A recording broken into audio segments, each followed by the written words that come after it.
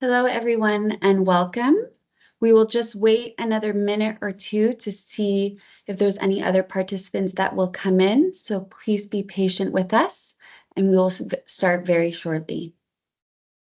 Okay, so if everyone is ready, we will start now, and people will filter in throughout the recording. So hello, everyone. I hope everyone is doing well, and welcome to this year's 2025 SSR Grant Program webinar. Firstly, thank you for registering and taking a part with us here today.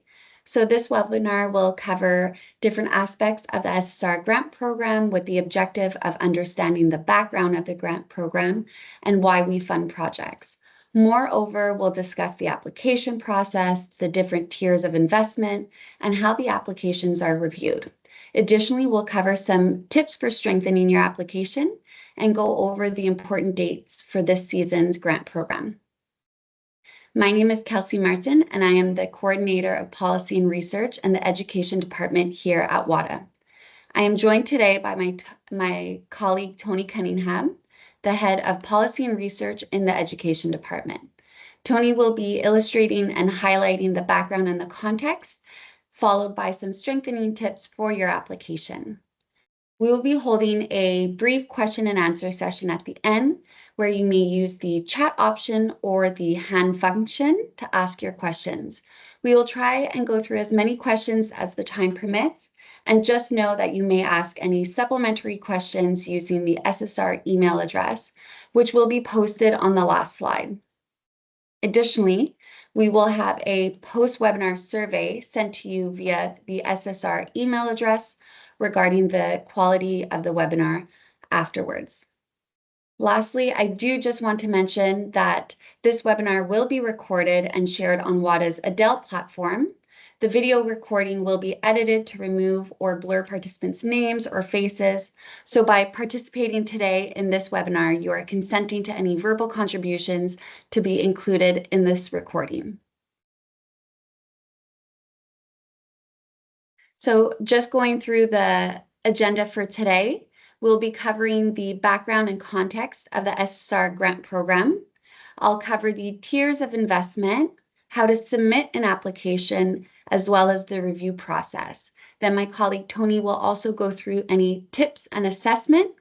We'll cover the important dates for this season grant program, and then we'll end with our question and answer session. So without further ado, I will now pass on the baton to my colleague Tony to go over the background and context. Thank you very much, Kelsey. I'm just checking, can you see my screen? Yes. Excellent. Thank you. And hello, everyone. You're all very welcome. Thank you, Kelsey, for that introduction. Hopefully, today we will address some of the myths or some of the challenges that people have had in applying to the SSR grant program. And hopefully you'll find it informative as a navigation tool to help you submit an application should you be interested in doing so.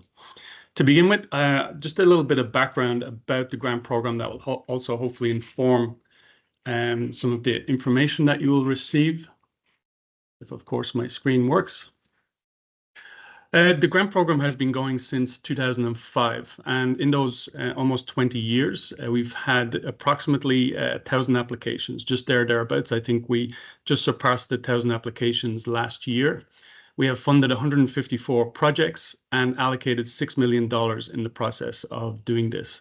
So that's about 1 in 6 or 1 in 7 of every applications we receive is actually funded, which when we look across at other funding organizations, that is quite a high ratio. The average allocation is about $40,000.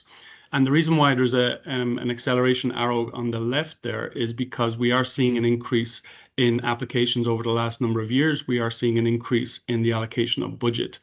Previously, before 2020, we would have seen the average project allocation of between $20,000 and $30,000.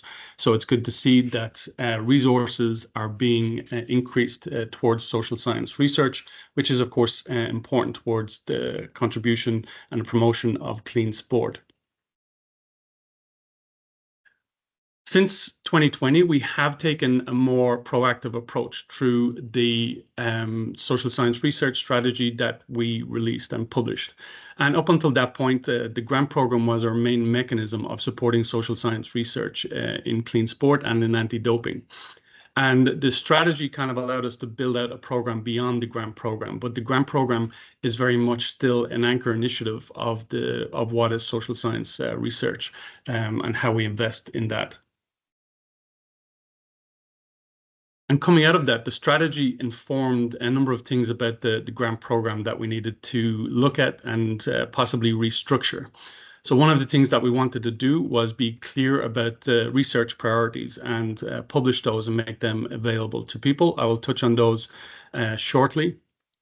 We also, when we looked across the profile of the projects that we were funding, there was a clear discrepancy in some areas and how we we're funding geographically across disciplines and also the profile of the researchers. So we wanted to increase the research capability in the area. So that meant targeting underfunded regions that we had seen and looking to promote early career researchers where they would see clean sport and anti-doping as a career opportunity.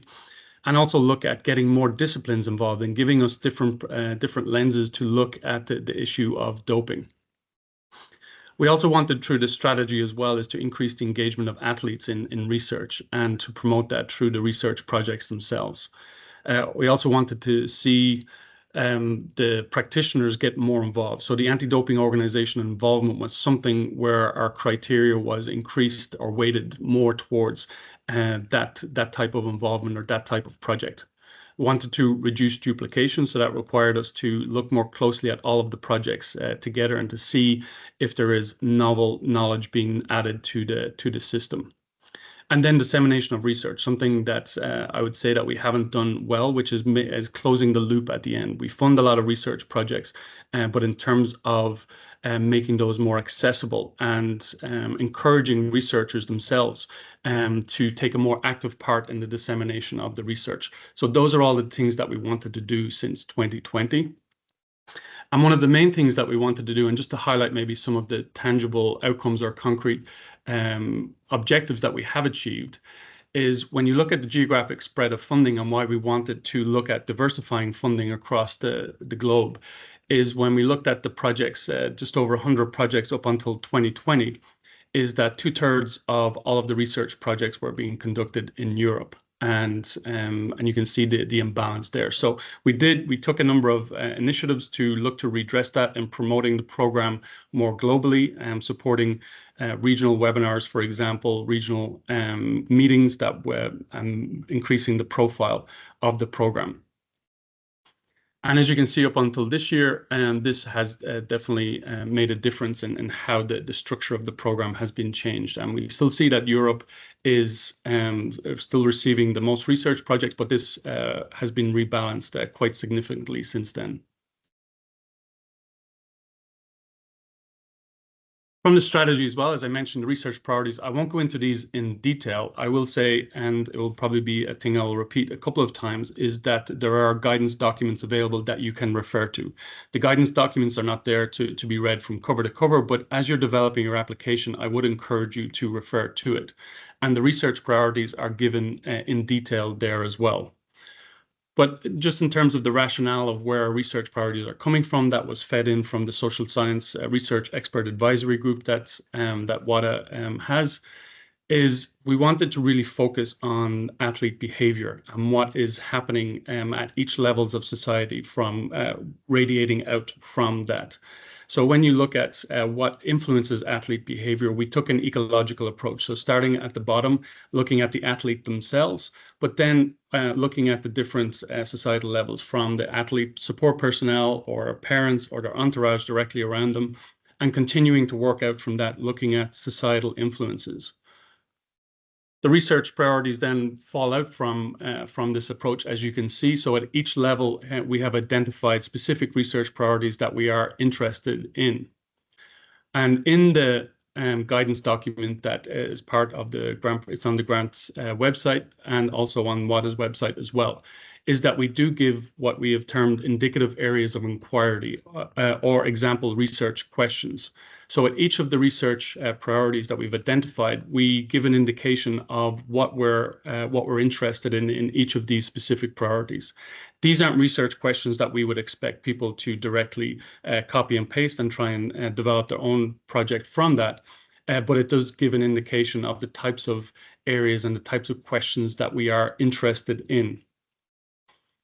So they're available in detail in the guidance document. So now, if you're interested in those priorities and you think that you would be interested in submitting an application, I will hand back to Kelsey, who will go through the mechanisms and the logistics of doing so. Kelsey, back to you. Thank you, Tony.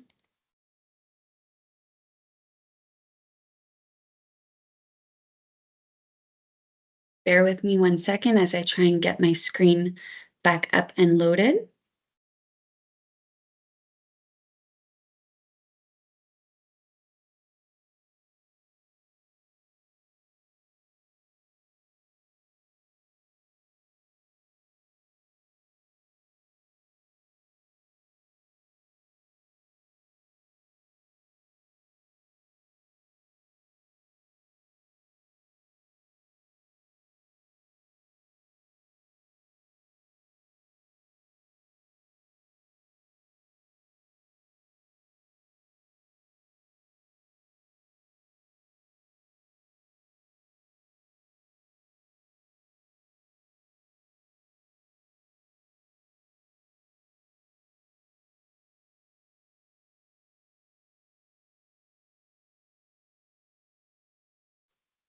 Okay, can everyone see my screen?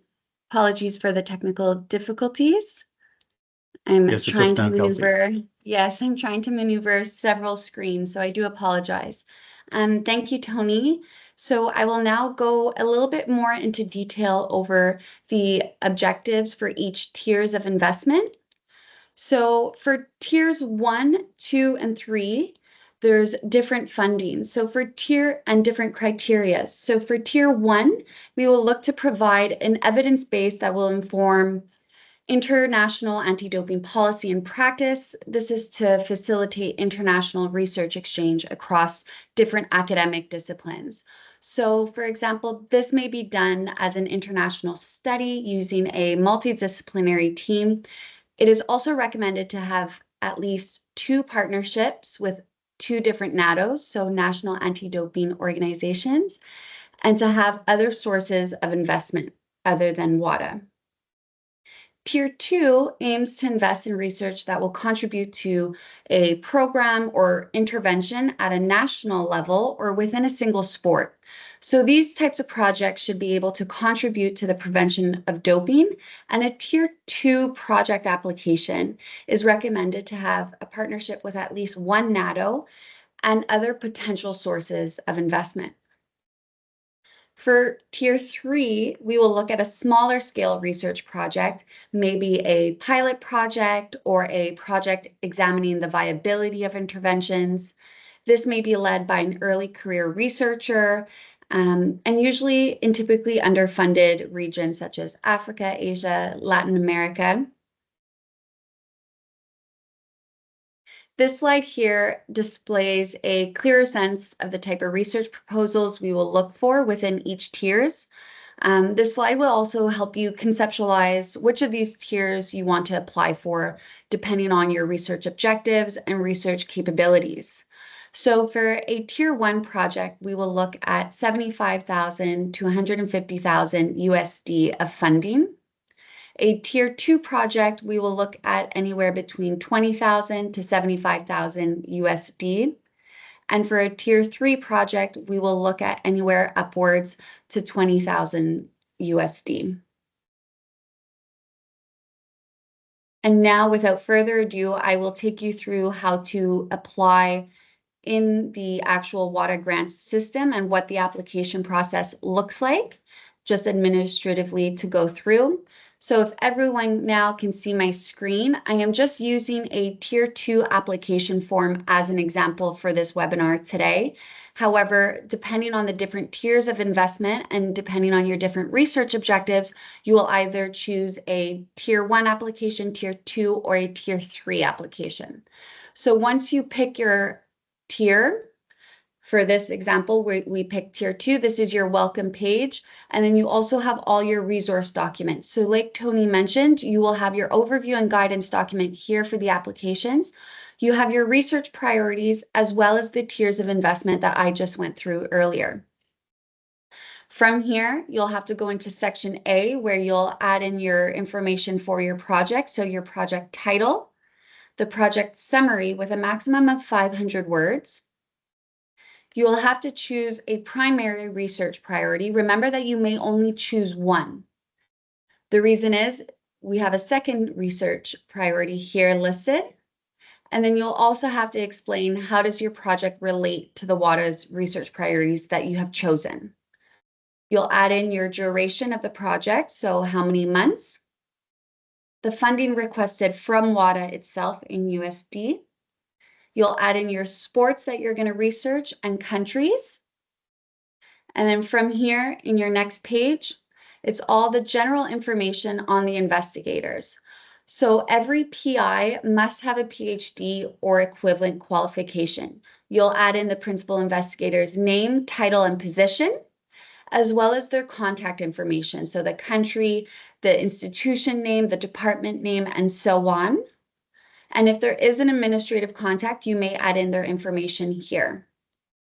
We have a last box at the end of the page for the rest of your research team. So this is where you'll put in any research team members, their titles, their institutions or affiliations that they work for, if you already have a research team at hand.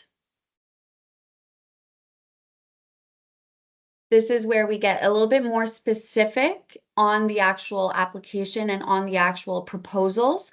So here in the section C, you'll have to add in the research problem, the research question, the literature review with a maximum of 1,500 words, any hypotheses, if applicable. If not, you can just add in not applicable for your type of research. You'll have to include the research designs and methods, the significance of doping prevention, and your dissemination plan.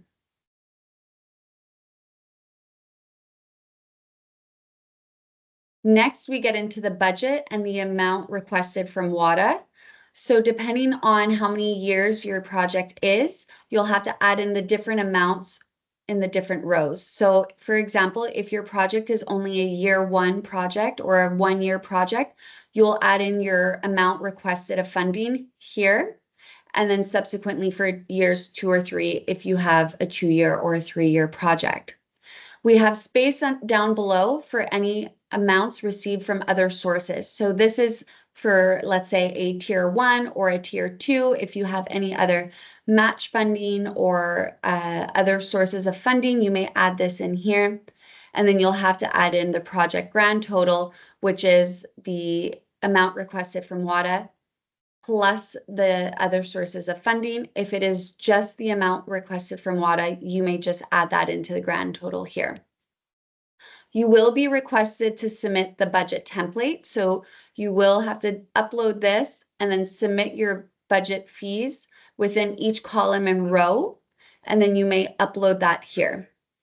Secondly, you'll have the project milestones. So a project plan or a Gantt chart that you may upload here.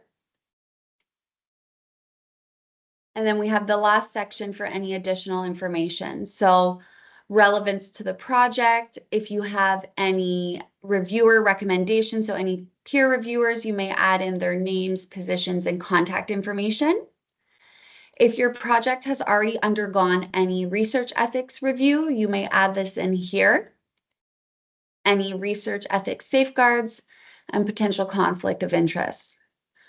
Lastly, for the additional documentation, the one must documentation that you have to provide is the principal investigator's CV and experience.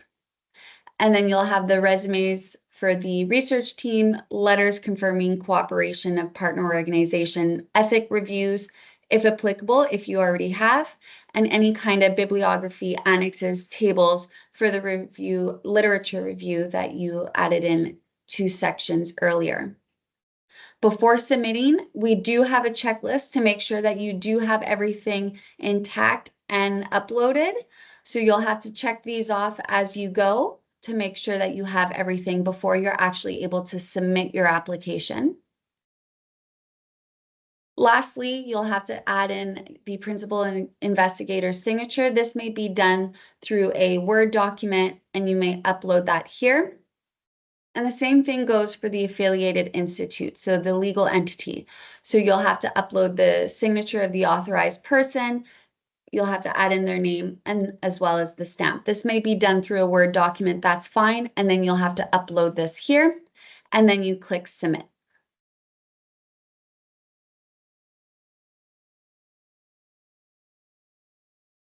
I will move forward with our presentation, as there is a question and answer section at the end. And if you have any questions regarding the logistics of how to apply through WADA grants, by all means, you could always send us an email at the SSR inbox, which I will be posting on the last slide.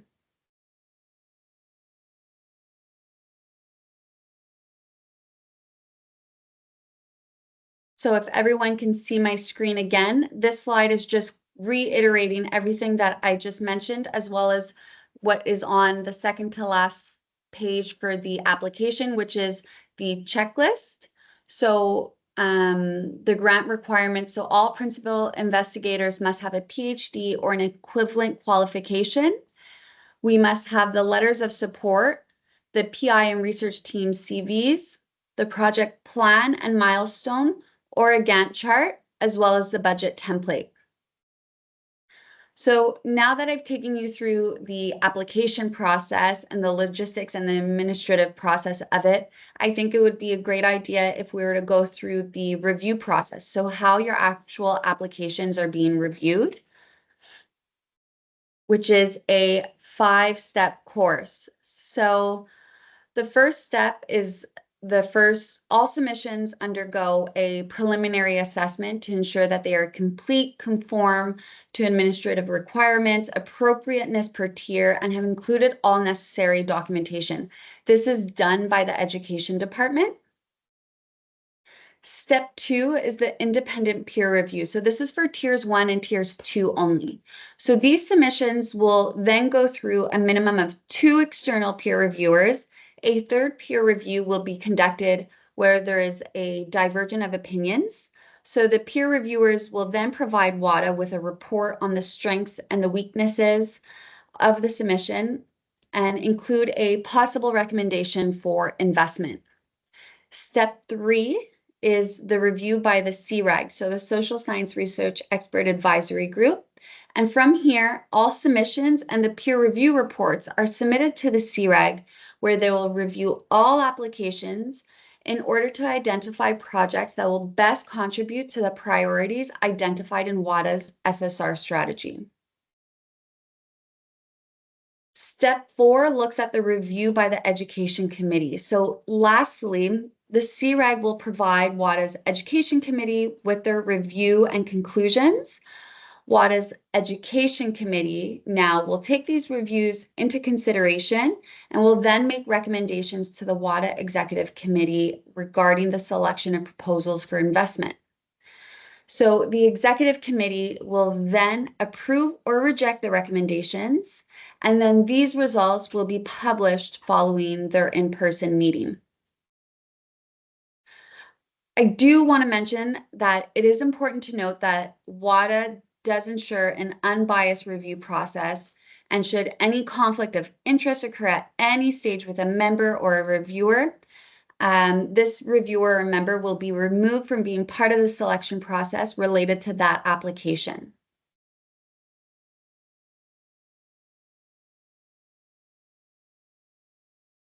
Furthermore, so after this application process and the review process, I am going to pass it on now to my colleague Tony, who will be going over some tips for assessment, and how to strengthen your actual application.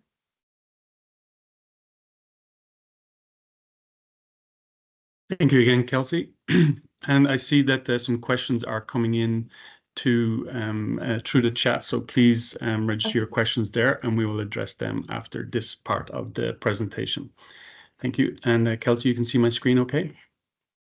Yes.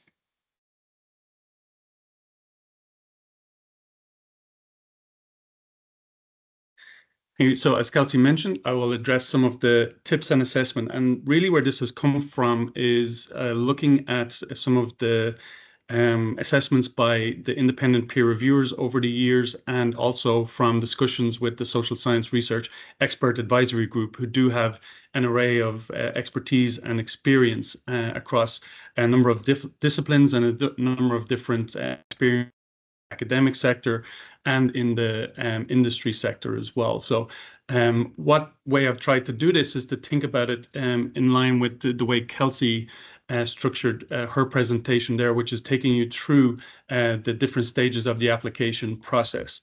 And if there's one thing that I would ask you to keep in mind is that as you're developing your application, is to always think about the alignment of that. How do things line up in terms of its coherence and its cogency as an application? So the first thing is around the problem statement that you will be asked to identify. So it's advised that you state this clearly, how this aligns to the research priorities, and identify that this is either a research gap that needs to be filled or something that needs to be addressed in some way. The next is around the research question. So there should be a clear, unambiguous research question, and that clearly falls out from the research objectives that have been identified, or falls from directly addresses the research problem. The literature review that we see, and there's a reason why we've limited the literature review, is that the advice coming through is that this should be limited strictly to the research objectives.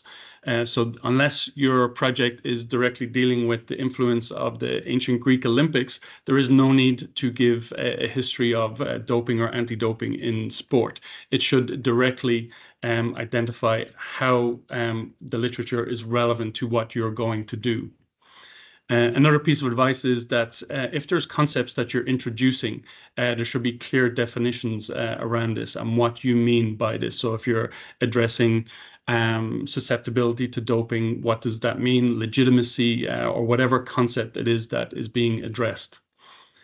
If you do introduce also a theoretical framework, this should be clearly addressed and made relevant to how it's going to be applied to the project, particularly if you're bringing something from a different field or a different body of literature. For example, if you're looking at addressing mindfulness and how this can be developed into an intervention that can support clean sport, the framework around that should be clearly identified and about how it will be applied. The next one is the hypothesis, is that from that then it should be clear what direction you expect the project to take. But if there is an acknowledgement that not obviously all research designs are designed that way, they require an hypothesis. So simply, as Kelsey mentioned, if it's not applicable, you simply state not applicable for that. The design and methods, again, this should be quite succinct, and it should be clear at this stage where the design and methods are coming from. And it is always good to do a check of what is the methodology that you are applying, and does it directly align to the research question, the research objectives, and fully fall out from those. And what we should see is a demonstration of how your methodology will answer those the research question or research questions. Significance and dissemination. So it is important as well to articulate how you would and how the project or how your research will significantly contribute to the mission of clean sport. And following on from that as well is that how are you going to disseminate the project? So when the project and when we get the final report, we are more and more interested now about, well, what happens after that? how is that going to be translated into practice, say beyond a academic paper or something that will be available in a peer-reviewed journal? How is the involvement of stakeholders going to be addressed, and how are they going to receive the information or interpret the significance of the findings of that? So the question really is, can you demonstrate what the impact will be and how you're going to deliver that? So that will take you through the application process. And I think it's important to always bear in mind a couple of things that we have seen as well, is that a number of things that are in the guidance document, whether it's around our budget policy or around how applications are framed, a lot of times the answer is in the guidance document that we have provided. And I know it's obviously human nature to discard with the directions as soon as you get a new product or anything like that. But I would advise, as I said before, as you're going through the application process and you're filling in each section, just reference, does this fit with the policies or the guidance that is provided in the guidance document? Another thing as well that we have noticed is that even though we have limitations with the grant application system, there are guidance within that as well. Under each section, there is a parentheses of explanations that will take you through what is meant and what should go into each stage of the application. So I would advise that you read that thoroughly as well. And get familiar with the grants system. We know from experience over the years and based on the either the email traffic or website traffic that most people will open the grant system about 12 hours before the submission deadline and have done all of the work offline. But another piece of advice would be to check in with the WADA grants and make sure that you're familiar with it and to see if there's anything there that can inform your application. Following on from that, and then when just to kind of, I suppose, give an insight into the assessment process, Kelsey has given an overview of the review process. But in terms of the criteria and how decisions are made, the initial external peer reviewers will do a technical review, and that will obviously assess each individual project on its own merits, on what the technical elements of that, the quality of the research team and their ability to deliver what they propose to do will be the key elements that they will look at. Following that, the Social Science Research Expert Advisory Group then look at all of the projects together. They do take into account the peer reviews, as well as applying their own lens to the assessment as well. The main things that they will look at is the alignment to WADA's research priorities. How does that fit in? If it's not within research, WADA's research priorities, what they will look at, is there a case to be made that this project will still contribute significantly to clean sport? The scientific merit is also a criteria that they will examine. Again, they will look at the ability and the likelihood of the project to achieve its stated aims and objectives. And of course, then the contribution to clean sport. As it's a competition, they will obviously then look at all of the research projects together and look at rating them against each other before going forward to the education committee, who then review and have a discussion with the expert advisory group on the projects that will be recommended before then it goes to WADA's executive committee. There are a number of things that fall out of that, and I'm happy to address some criticisms that we've received and that we try to take on board, and these are always welcome, particularly as they have been constructive and they have helped us progress the program in a number of different ways. But just to address some of the things that have come into us as well over the years. One is around the time it takes between the submission and the notification. So it's usually about 6 months. That is a long time, but as you've seen, there are a number of steps to go through our governance levels.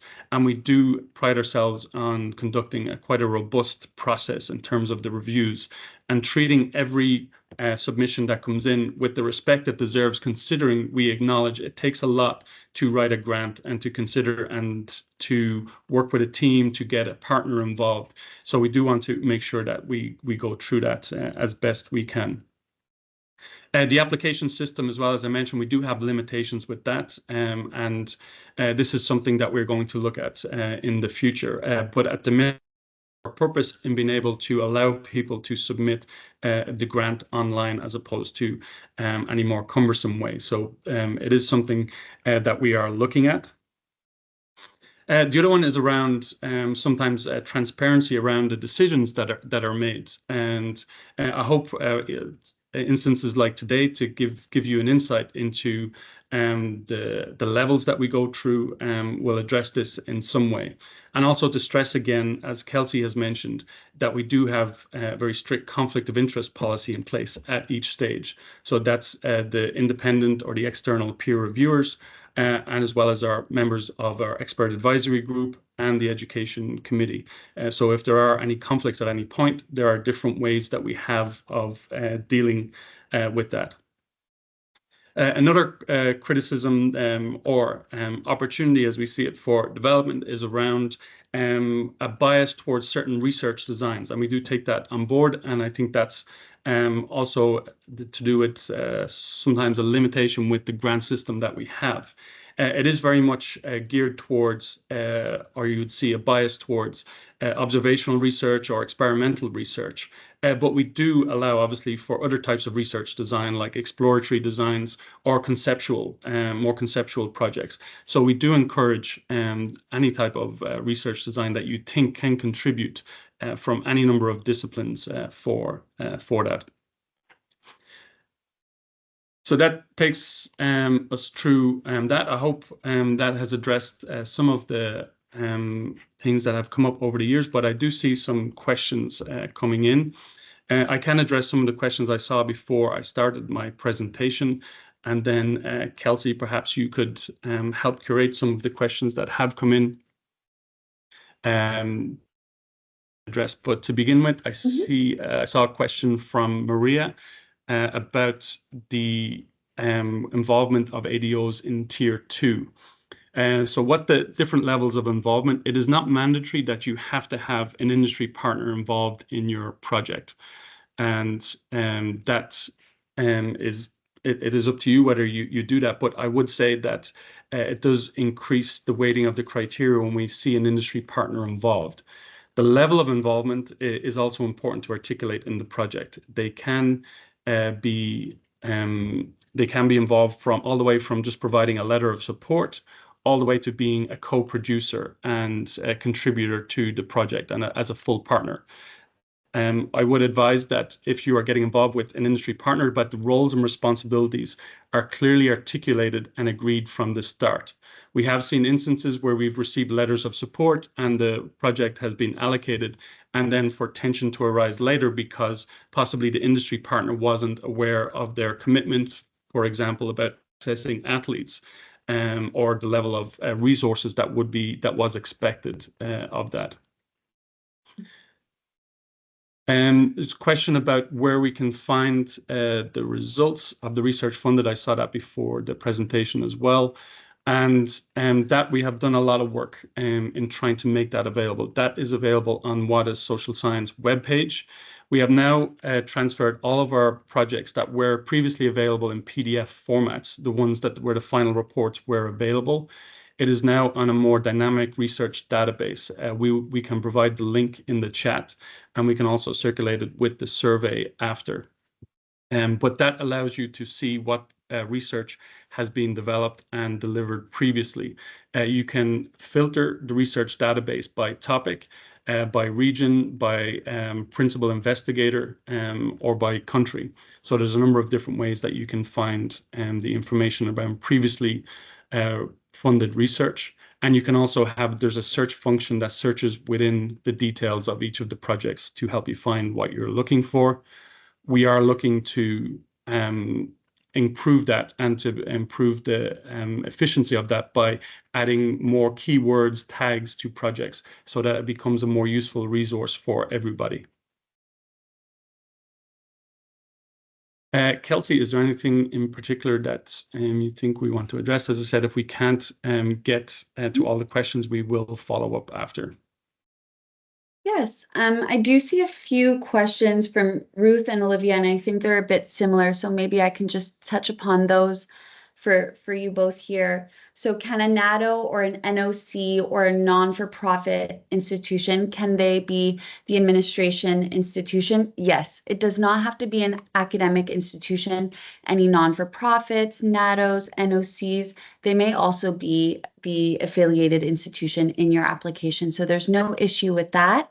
And regarding the number of submissions, by all means, there is no limit, so you can apply for different tiers. Let's see if there's any quick questions that I can answer. If not, we will get to them through email. I can address one quickly is how do you define Yes. an early career researcher? That is someone who has achieved their PhD or equivalent within the last 5 years or within 5 years of their first academic post. And following on from that, what is PhD or equivalent? In a number of countries, this is referred to as a level 8 qualification. So the question around whether an MD or medical doctor would be qualified, yes, is the answer. Also, other level 8s would be, for example, a professional doctorate, and or as I said, equivalent, but the assessment would still be looked at as it is a social science research grant program, is the ability or the experience of people to be able to deliver the project that they are setting out. Great. Thank you, Tony. Yes, Yes. go ahead. No, please, you go ahead if you see one there that you would like to address. I do see one. Jamie Barker, you just came in asking about the value in kind. We also saw benefit in kind above. Yes, that's fine. It does not have to be a cash proposal or the match funding. It could be benefit in kind. It could be value in kind. Just be explicit in your description when you're writing that in for your application, just so that when our reviewers are reviewing, they do see that coming in as well as another source of funding. With that being said, if there's any other questions that might come in, we'll take them into consideration. And then when we get back to you with the survey, we'll also send you the database link with our survey link. And then I may answer any questions that might have come up personally with the participants. Lastly, before we close our webinar, I do want to go through maybe some important dates with everyone. Just have this on the slide so that everyone can see when our deadlines are, when the call for proposals are. So bear with me.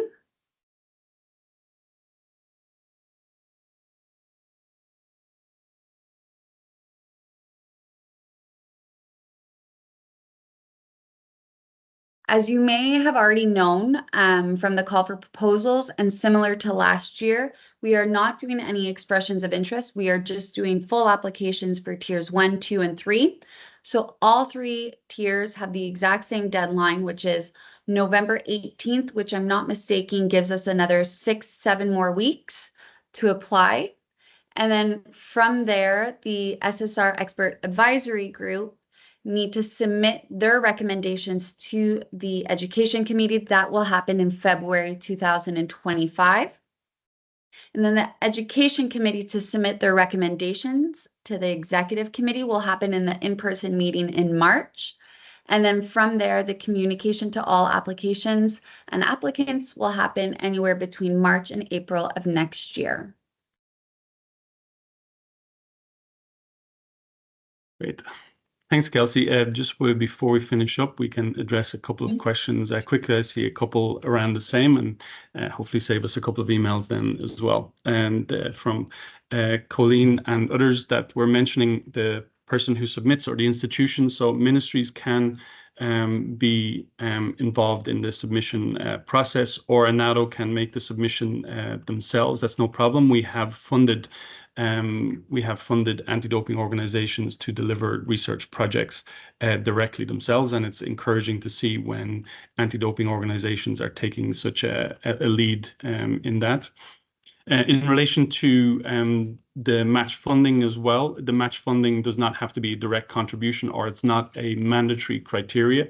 It does add weight to your application, of course, because it shows commitment from an industry partner or from your institution if they are contributing directly to the project. We do take on board the benefit in kind, as Kelsey has mentioned. That does contribute, but obviously if there's direct resources being contributed, that increases the weighting for that. And so I think that kind of addressed the bulk of the questions, but if that doesn't address them directly, we are happy to have a follow-up through this email address here. We will look to get to you as soon as possible. Is there anything else from your side, Kelsey? No, nothing further to add. Thank you everyone for participating and for your questions and your interactivity. It is much appreciated. And without further ado, we'll probably end this webinar. Thanks, Kelsey. Thank you, everybody. Thank you, everyone.